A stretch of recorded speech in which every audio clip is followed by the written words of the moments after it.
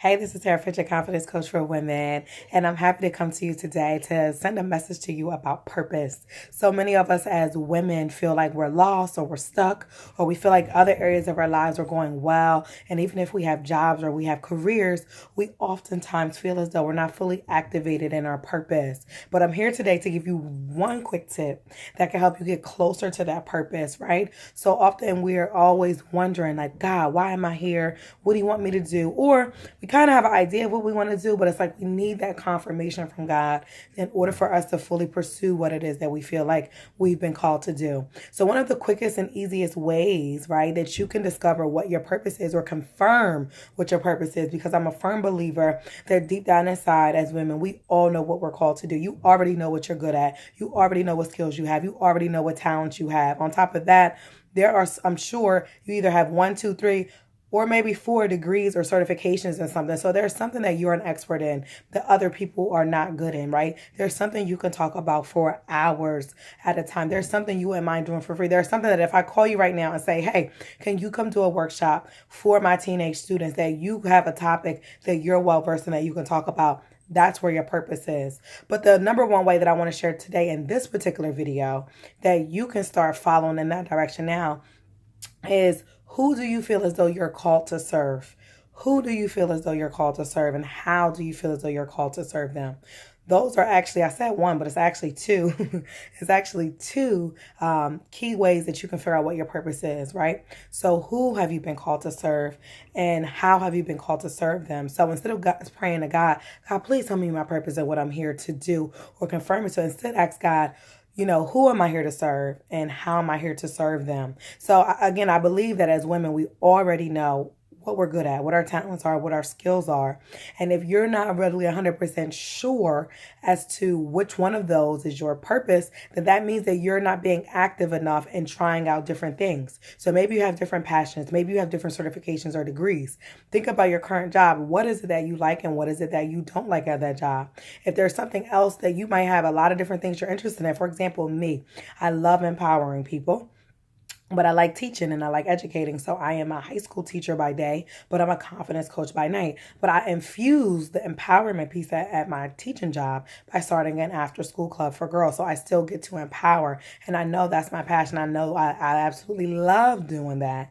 Maybe even more than teaching English. I love teaching English too, but I love the empowerment piece even more because I love the elevation and the evolution that women get when they go through that process, or even that girls get when they have that aha moment that connects to their real life and how they're going to continue on that journey in their life, right? Everybody's just not going to be a literary analysis person in life. So they don't always give as much engagement as somebody who needs to work on self-love, right? So I know that that's for me, but I also love to write.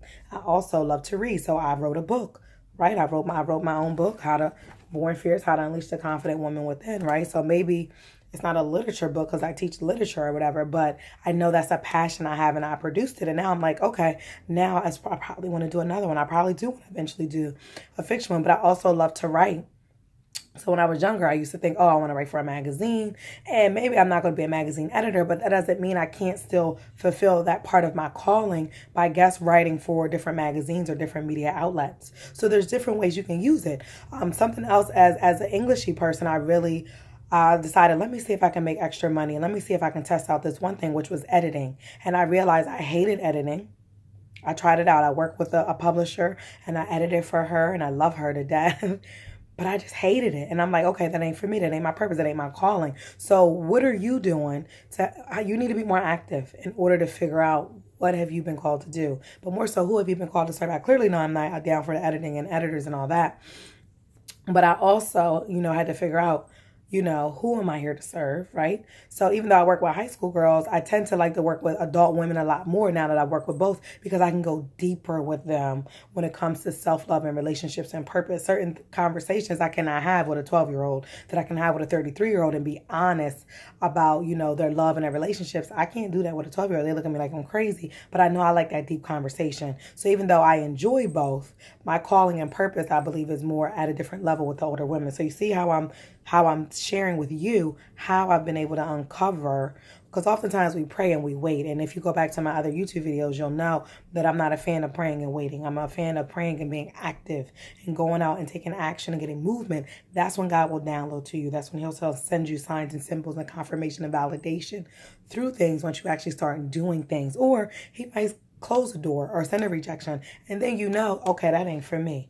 Or sometimes it is for you, but he needs you to keep going with it to perfect you, to purify you, to get you in a position for you to move to that next level. So again, 2 questions that I want you to think about in terms of your purpose. Who am I here to serve and how am I going to serve them? So maybe you're good at a certain thing, but how are you going to deliver that to others, right? And also start thinking about how can I also monetize that, right? Your purpose will make room for you, and God will not give you something that he will not reward you for ultimately. Maybe you don't get paid for it up front, but ultimately if you are serving, right? So start saying, I serve, so I deserve.